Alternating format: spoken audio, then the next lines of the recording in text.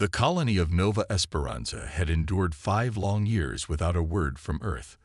Established on the verdant world of Harmony, the settlement had once been humanity's proudest achievement in space exploration. Now it stood alone, forgotten. Governor Olivia Keller stared through the cracked viewport of the administrative tower, watching colonists move through the central plaza below. Their shoulders slumped a little more each day. The weekly supply distribution lines grew longer while the rations grew smaller. "Governor, we've got another power fluctuation in Sector 3, said Daniel Wright as he entered her office. The chief engineer's weathered face showed the same exhaustion everyone carried these days. "Can you fix it?" Olivia asked, not turning from the window. "For now, but I've got maybe 2 replacement cells left. After that." Daniel left the sentence unfinished. They both knew what it meant. Olivia nodded. "Do what you can." After Daniel left, she opened her desk drawer and pulled out a small metal sphere, Earth's promise of support, encoded in titanium. The official colony charter, with its flowery language about ongoing commitment and unwavering support, now felt like a cruel joke. The communication array still broadcast daily messages toward Earth. No one expected answers anymore. Daniel trudged through the forest perimeter, following the power conduit to the auxiliary generator. The forest of Harmony was eerily Earth-like, yet subtly wrong. Violet-tinged leaves that moved too quickly in the breeze, bark patterns that seemed almost intentional. He stopped abruptly when something glinted in the underbrush. Pushing aside the foliage, he found a small metallic object unlike any colonial technology. It was smooth, with no visible seams, pulsing with a faint blue light.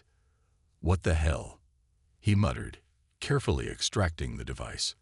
As he held it up, the light intensified. Daniel nearly dropped it when a thin beam shot out, scanning him from head to toe. The chief engineer stuffed the device into his pack and hurried. The first Zren ships entered the atmosphere 3 hours after their message.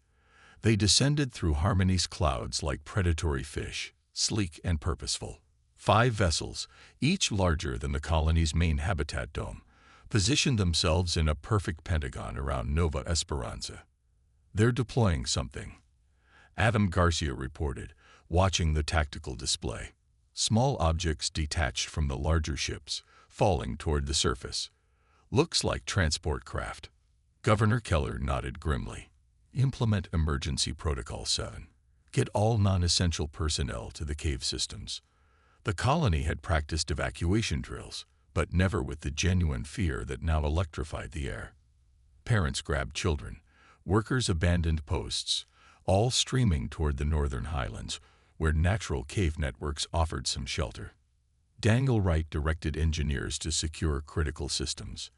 "Shut down everything except life support and defense grids," he ordered, "and grab any portable tech you can carry." Meanwhile, Dr. Eleanor Powell worked frantically in her lab. The biologist had been studying Harmony's unique radiation patterns since their arrival. The sensors picked up unusual readings from those ships, she told her assistant. "There's something about their hull composition that resonates with the K-band emissions from Harmony's smaller moon." "How does that help us?" her assistant asked, packing specimen containers. "I don't know yet," Eleanor admitted, "but any information is better than none." Outside, the first Zren landing craft touched down. They opened like blooming flowers, revealing troops encased in articulated armor that seemed to flow with their movements. Their weapons were equally alien, not recognizable as guns, but clearly designed for combat. Adam Garcia led the colony's small security force from behind hastily constructed barricades. "Hold fire unless they show clear hostile intent," he commanded. The 20 men and women with him clutched standard-issue colony weapons, designed more for defense against wildlife than alien invaders. The Zren advanced methodically, scanning buildings and infrastructure. Their leader stepped forward, towering a full head above the tallest human. Through a translator device, its voice boomed. "Your settlement is now under Dominion control. Resistance will result in immediate culling." Governor Keller stepped forward despite Garcia's protest. We are peaceful colonists. We have rights under Interstellar. The Zren commander made a dismissive gesture. Your Earth laws hold no meaning here. You have been abandoned by your homeworld. Our scans detected no rescue attempts, no supply missions for over 5 planetary cycles. You are forgotten. Alone. Then why are you here? Keller challenged. This world has resources valuable to the Dominion. Your presence is incidental. What happened next occurred too quickly for most witnesses to process. A nervous colonist fired a single shot. The Zren responded with overwhelming force. Energy weapons scythed through the barricades, vaporizing metal and flesh alike. Governor Keller rushed forward, trying to stop the slaughter, only to be captured by 2 Zren soldiers who immobilized her with some kind of energy restraint. Take this one for interrogation, the commander ordered. Secure the settlement and begin resource assessment. Adam Garcia, wounded but alive, retreated with the surviving defenders. Their comms crackled with desperate messages from throughout the colony. The Zren were everywhere, methodically taking control of vital infrastructure. In the mountains, Daniel Wright organized the evacuees, establishing a temporary command post in the largest cave. We need to maintain communication and gather intelligence, he told the frightened colonists. This isn't over. Dr. Powell arrived late with her research team, carrying crucial equipment. I think I've found something, she told Wright, a potential weakness in their technology. But I need more data. As night fell on Harmony, the colony's transmission dish broadcast one final automated message toward Earth, a desperate plea into the void. No one believed help would ever arrive. They were on their own, facing an enemy of overwhelming technological superiority. With their leader captured and their home overrun, the resistance had begun. 3 weeks into the Zren occupation, Adam Garcia crouched behind a fallen tree trunk, watching alien patrols search the forest. The security chief had lost weight, his uniform now hanging loose on his frame. A network of scars crossed his left cheek, where Zren weapons had nearly taken his life during the initial attack. They're expanding the search grid again, whispered Ryan Carter beside him. The young communications specialist had proven invaluable to the resistance, his knack for improvising transmission equipment keeping the scattered human survivors connected. 3rd time this week, Garcia noted. They're getting desperate. What the Zren were desperate for had become clear in recent days. The aliens weren't just occupying Harmony. They were mining it, extracting a rare mineral the colonists had overlooked. Dr. Powell had identified it as cryptalium, a substance that emitted slight radiation at frequencies that matched the Zren ship engines.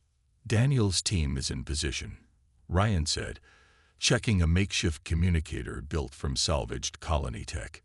Lisa says the device is ready. Garcia nodded. Then it's time. Back in the mountain caves, Daniel Wright supervised final preparations for their first major strike against the invaders. The chief engineer had transformed the natural caverns into a functional base, with stolen power cells providing energy for essential equipment. The emitter is stable, Lisa Blackwell reported, making final adjustments to a device that resembled a satellite dish connected to a colony power core. The scientist had worked tirelessly on Powell's discovery that specific radiation frequencies disrupted Zren technology. Once we activate this, Lisa explained to the gathered resistance members, it should create enough interference to temporarily disable Zren systems within a half-mile radius. Enough time to hit the mining operation and rescue our people they're using as labor. And Governor Keller? Someone asked. Daniel's expression darkened. Still no sign of her since the capture. But we free who we can today. As resistance fighters prepared weapons and equipment, Dr. Eleanor Powell studied samples collected from Zren technology. Her makeshift lab in a side cavern had yielded critical insights about their enemies. The mineral they're mining isn't just fuel, she explained to Daniel when he stopped by. It's something more. Based on the extraction patterns, I think they're gathering enough for something big, something beyond powering their current ships. A weapon? Daniel asked. Or a signal device? Either way, we need to disrupt their operation while we still can. Outside the main Zren mining facility, Garcia's team moved into position as darkness fell. The aliens had transformed a peaceful valley into an industrial complex, with massive drills boring into Harmony's crust. Captured colonists worked under guard, moving extracted ore to processing stations. At precisely midnight, Lisa activated the emitter. For a moment, nothing happened. Then, one by one, Zren systems began to fail. Lights flickered and died. The alien guards' weapons dimmed. Their communication devices emitted high-pitched whines. "Now," Garcia ordered. The resistance fighters emerged from hiding places, overwhelming the disoriented Zren guards. Colonists grabbed tools as weapons, turning on their captors. For 20 glorious minutes, humans controlled the facility, freeing prisoners and sabotaging equipment. As they retreated with the rescued colonists, Garcia glimpsed something that chilled him. A massive holographic display in the Zren command center, showing not just Harmony but dozens of other worlds, all marked with the same symbol. This wasn't just an isolated mining operation. It was part of something much larger. Back at the cave base, as freed colonists reunited with families, Ryan Carter made a startling discovery while monitoring Zren communications. "They're talking about something called the Gathering," he told Garcia. "And they keep mentioning Earth." Eleanor Powell looked up sharply. "Earth? They're planning to go there next." "I don't think so," Ryan said. "They sound afraid, almost like they're worried Earth might come here." Garcia and Wright exchanged glances. Hope, dangerous, fragile hope, flickered for the first time since the invasion began. "Keep listening," Garcia ordered. "Find out everything you can." Admiral Frank Mason was supposed to be enjoying retirement. His small house on the Maine coast offered everything he'd dreamed of during his 40 years in Earth's defense fleet: peace, quiet, and an unobstructed view of the stars. Yet he found himself, once again, poring over stellar transmission data in his study at 3 in the morning. "There's a pattern," he muttered to himself, rubbing eyes that had grown tired hours ago. The scattered signals from the Nova Esperanza sector weren't random noise, as his former colleagues insisted. They were deliberate, fragmented, yes, but purposeful. His computer chimed with an incoming call. Only one person would contact him at this hour. "Catherine." He greeted the analyst's image on screen. "Tell me you see it too." Catherine Wells nodded, her expression intense. "I ran it through the new decryption algorithms. It's definitely from Nova Esperanza, Frank. And it's not good." "Show me." The screen filled with decoded message fragments. Invasion. Unknown species.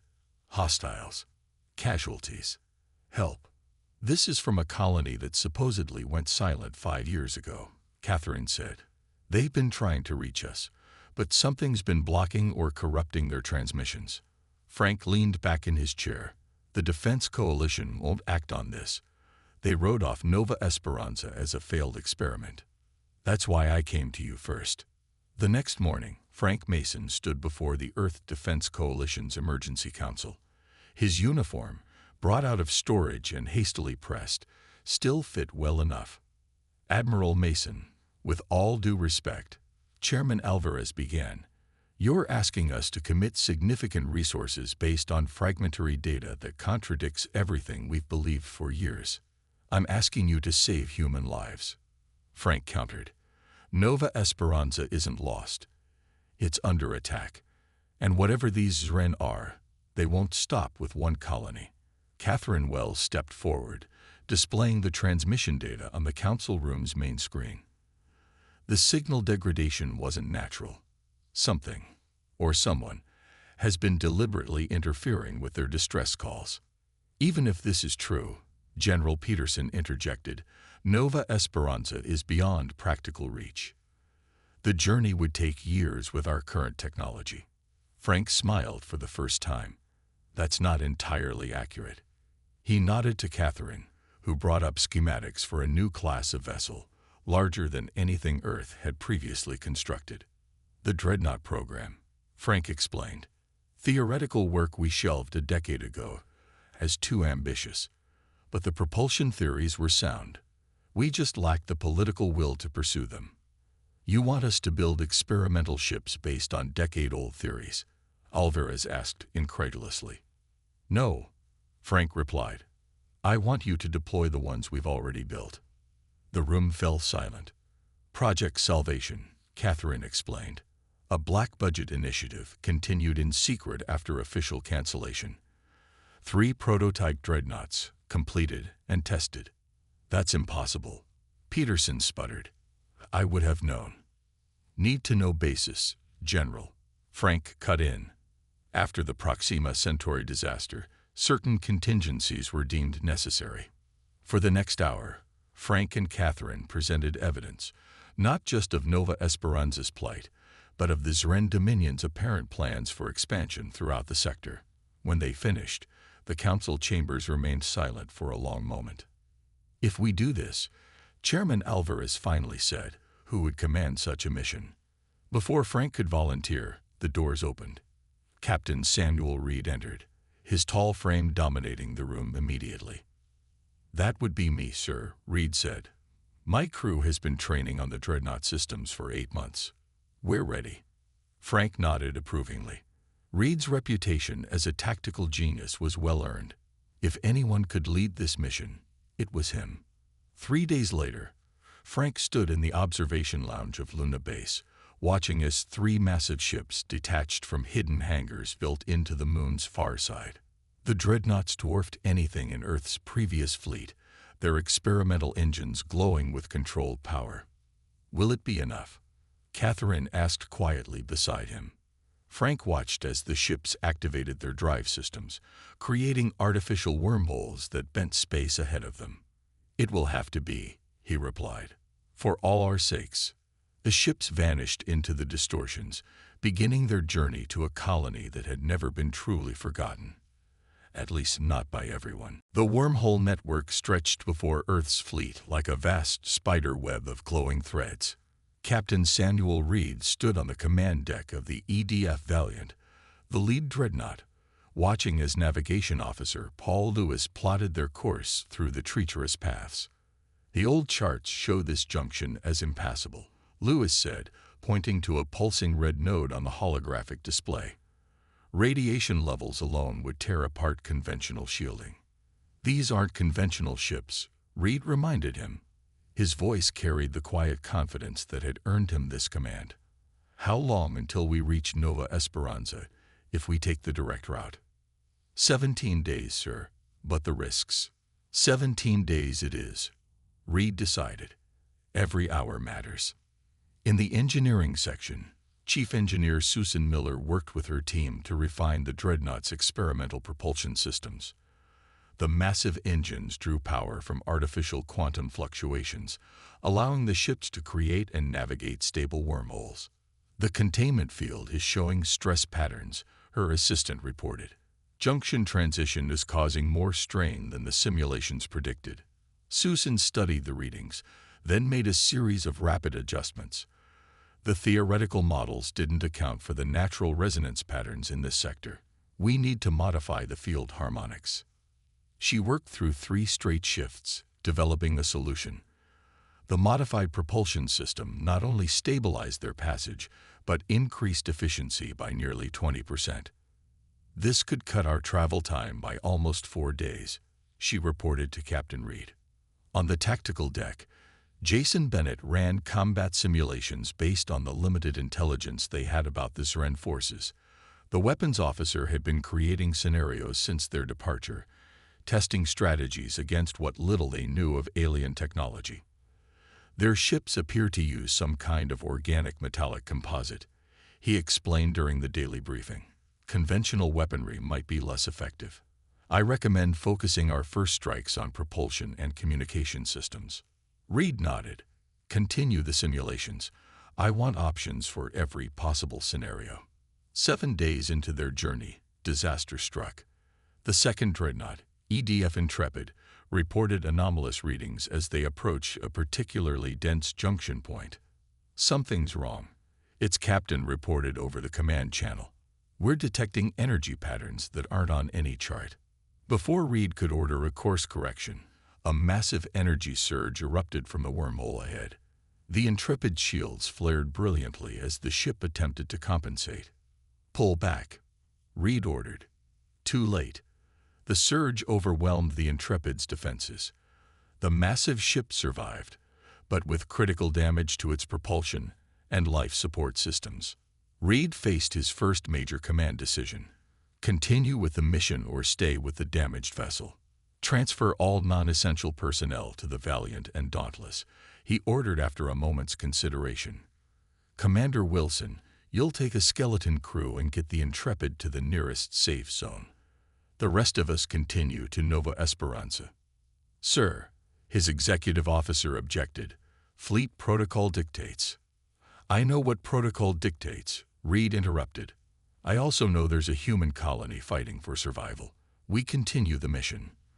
The fleet separated, the damaged Intrepid limping toward safety while the remaining dreadnoughts pressed forward with even greater urgency. On the 12th day, Susan Miller approached the captain with an unexpected proposal.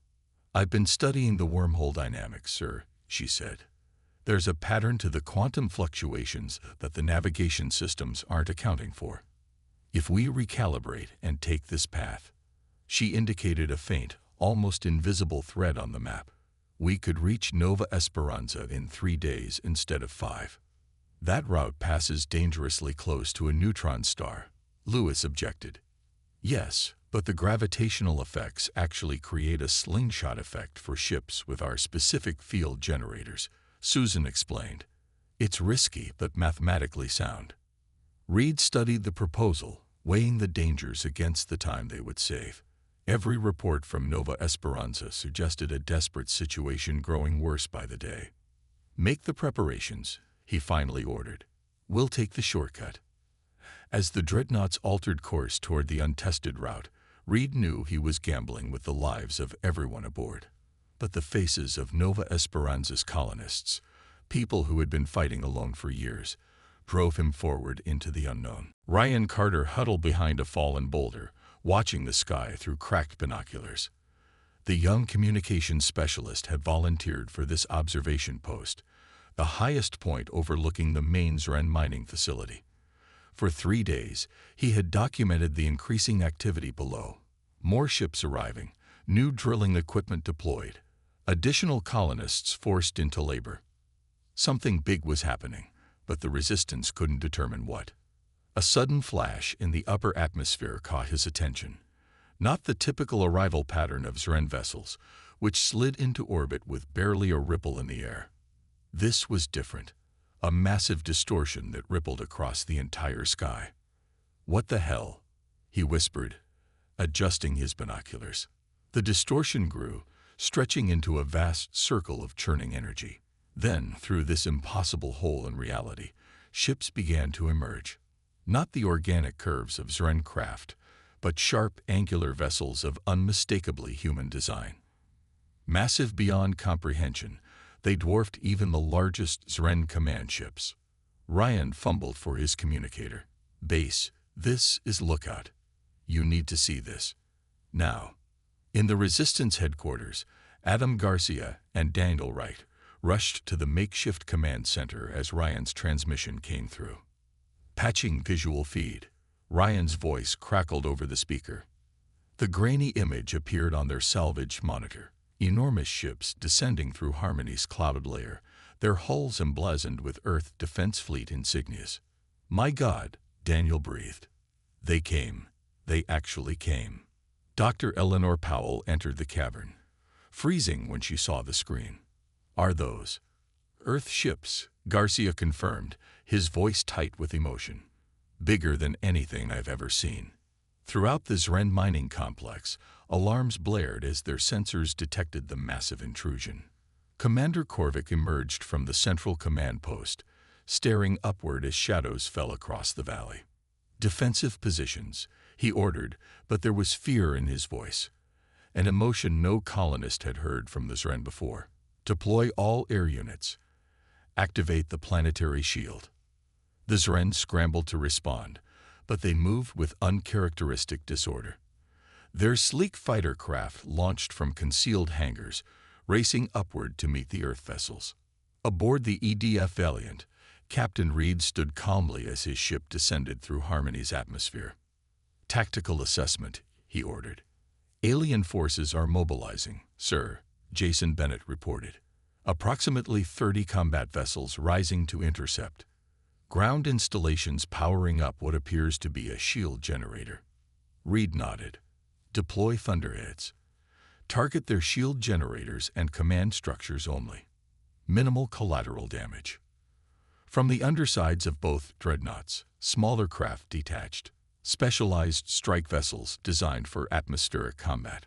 They streaked toward the Zren positions with precision that spoke of months of training. "Sir," Communications Officer Andrea Mills called out, "we're picking up human transmissions from the surface. It's the colonists." Reed moved quickly to her station. "Put them through." "This is Adam Garcia, Colonial Security Chief," came a strained voice over the channel. Is this really Earth?" "Security Chief Garcia, this is Captain Samuel Reed of the Earth Defense Fleet. We received your distress call.